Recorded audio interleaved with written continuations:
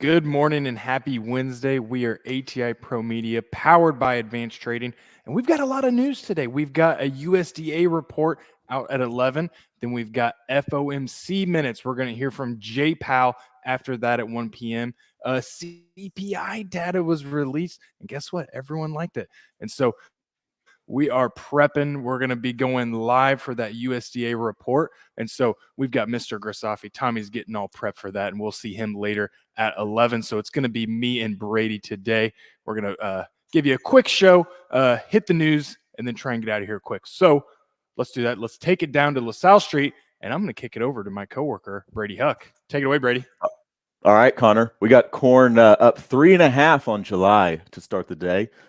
Beans are front month July up 1/4 cent. Back months are down 3.5 to 4 cents. KC wheat is down 18 cents. Chicago wheat down 14. When we go to the cattle side of things, we got feeders up $1.10 to $1.15, and fat cattle up 30 cents. Lean hogs are up, kind of mixed, up in the front and down in the back months.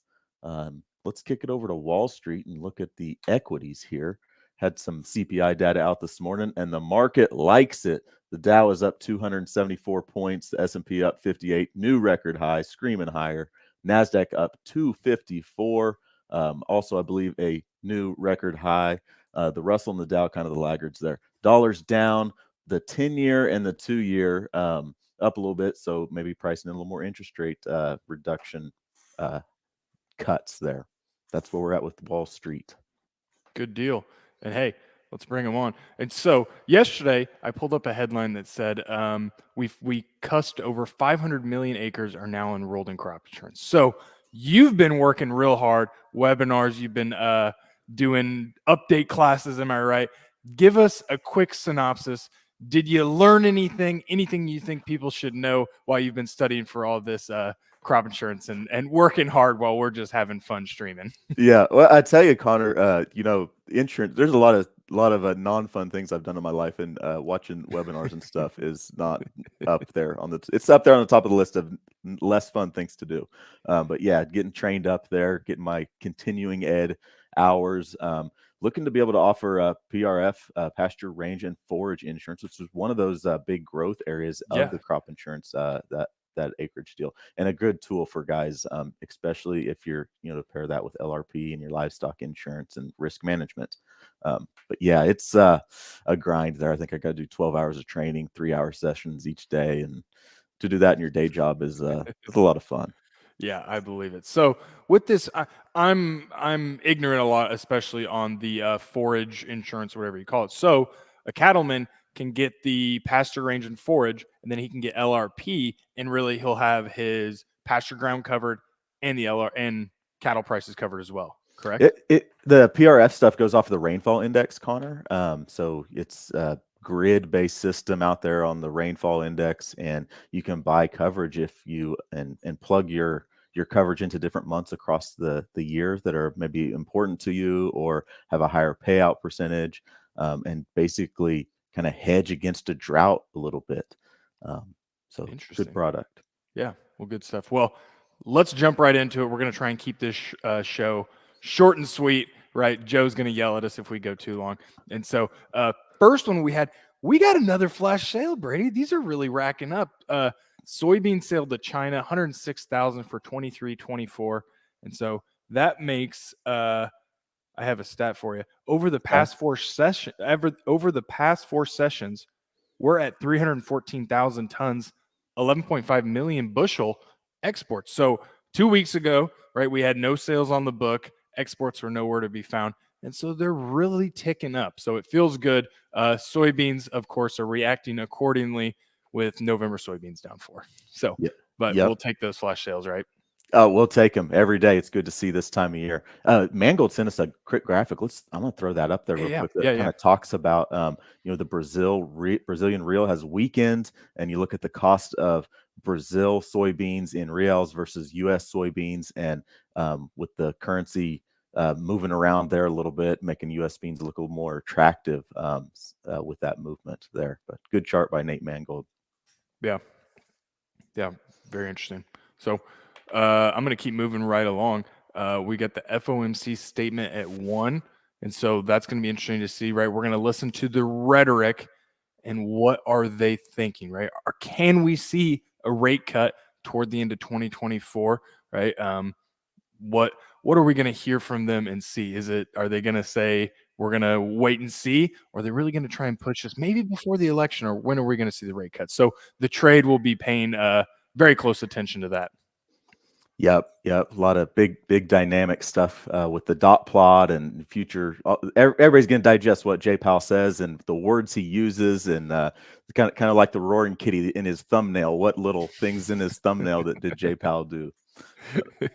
Exactly. And along those same lines, CPI number, right? Trade really liked it, and we saw is that we held flat in May year on year. CPI was at 3.3% from a year ago. They want to see that down, but so far May, both were a little bit below market expectations, but May really held flat, right? We didn't see it grow. That's good thing. Tommy said, Brady, whatever you say about just if you don't know what to say, just say the markets liked it. And I think that's what we're going with, because the markets liked it with the stock market up, and then bonds. Bonds kind of maybe pricing a little bit of rate cut, but that could change when Jay Powell comes on and starts talking. We could see a volatile day there. The dollar's down here with some of that news, so it could, what's more important here, the Fed stuff or the June WASD? I think that's a big debate we could have here today, Connor. Yeah, we're the trade, our world, we tend to pay attention to the WASD, right? We want to see what those numbers are, and we're going to break those down.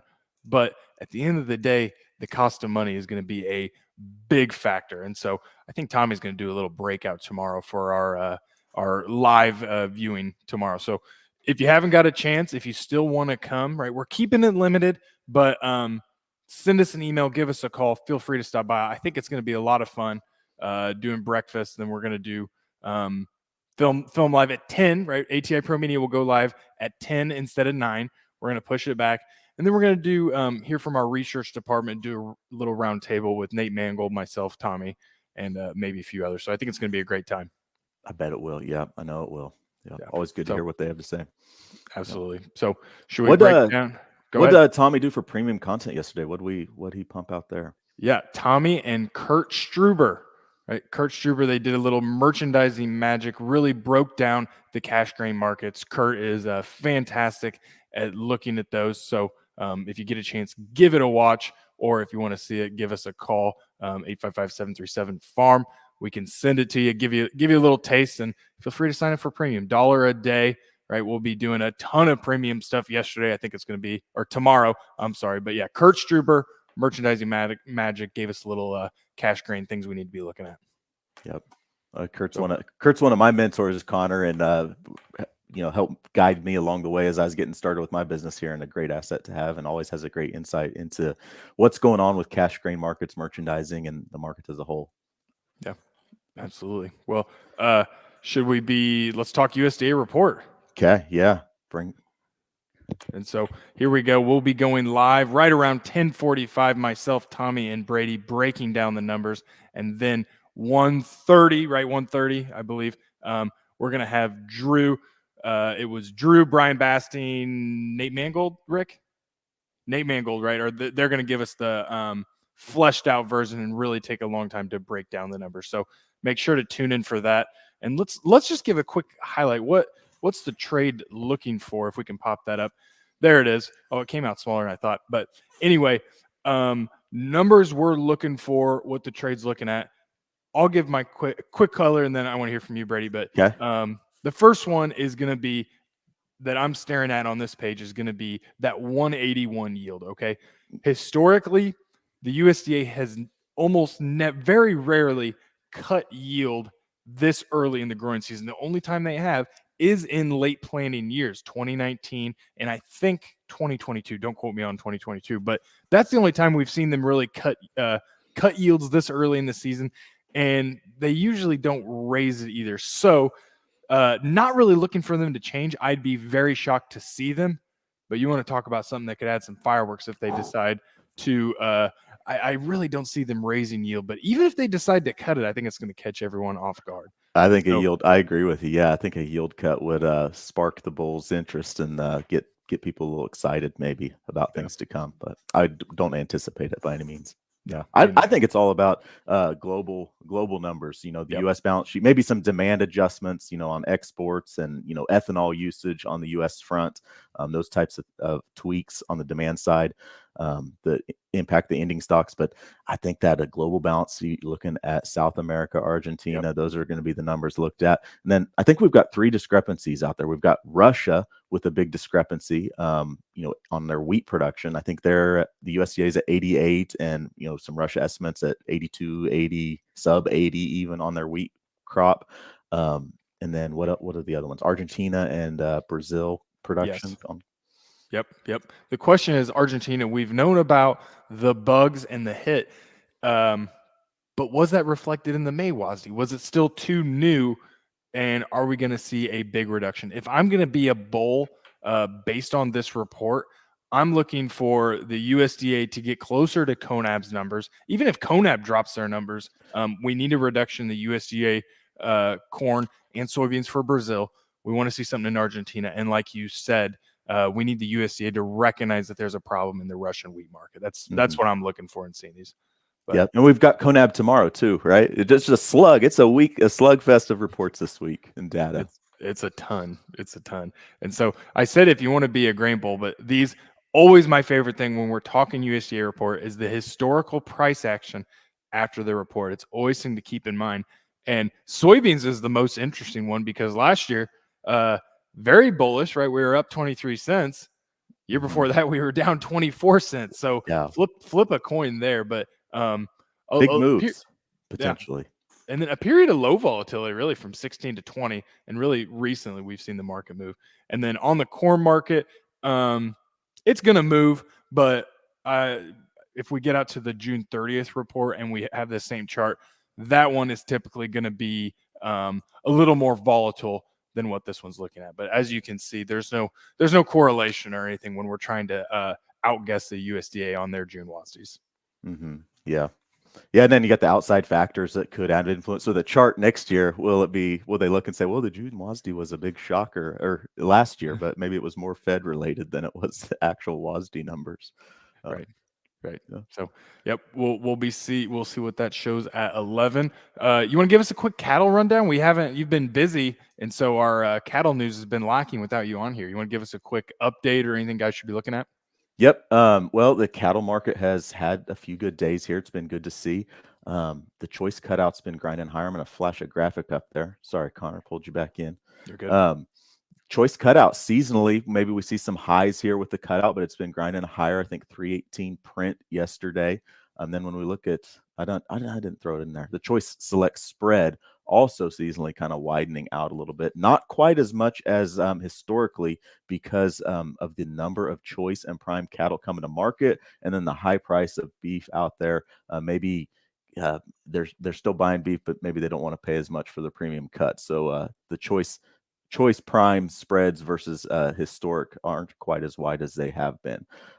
But good few days here in the cattle market. When we look at the index, this is the feeder cattle index last September of 254.10. The latest index print is just shy of 254. So on the feeder cattle side of things, maybe we'll take out that index here pretty soon. You got some premiums built into those deferred prices. And worth looking at. It's LRP transfer season. I've been doing a lot of LRP, Connor, here recently, getting opportunities to get stuff done. If you're interested in transferring agents and you want to work with somebody that's maybe a more dedicated cattle market agent, give us a call. We'd love to visit with you. Great opportunity. We'll show you the ropes LRP and make sure you're in the right product that fits your right situation for you. Cover a lot of states out there. But that's kind of it on the cattle front. We'll be watching cash trade here and seeing if we can push this market a little bit higher. Yeah, absolutely. Do we got any comments, Joe, or anything to pop up? June 30th report is so important. We're getting it 2 days early. Well said, Ashley. I always call it the June 30th report. It's coming on June 28th, right? I think 30th comes on a weekend, but in my head, it's always the June 30th report. And it probably always will be. I'm going to be honest. June 30th report comes 2 days early. That's funny, Ashley. So with that, tune in at 11 and 1:30. We'll be breaking down the USDA report and look for some exciting stuff tomorrow. I think it's going to be a lot of fun. Again, we're working. It's our first time doing this. If we have any kinks, save the criticism till after we're done filming, right? So we're good. Is the Ag Bull podcast, who could that be? Is the bull market over in wheat? I don't know, Tommy. That's a good question. We're going to do a premium episode on that, though, Tommy. I think we ought to do a premium on that. I think if we're going to be a bull, it's got to be a surprise in the rush number, because we started hard, right? Kansas wheat harvest, is it in full swing, or are they?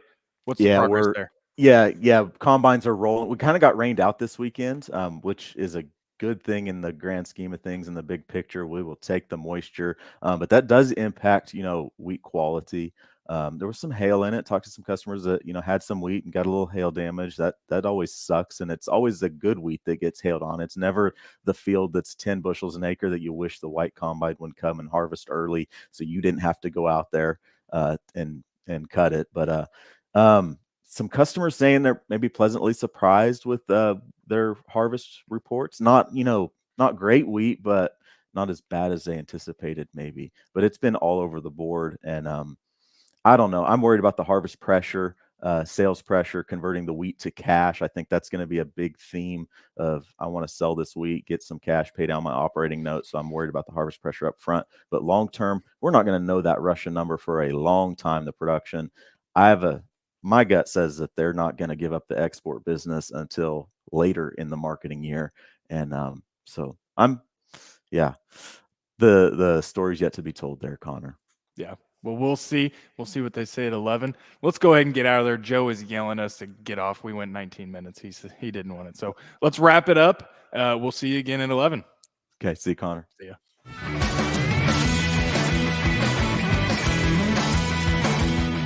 Thanks for joining us. We're here every day, 9 a.m. Central. Don't forget to like and subscribe. We'll see you next time.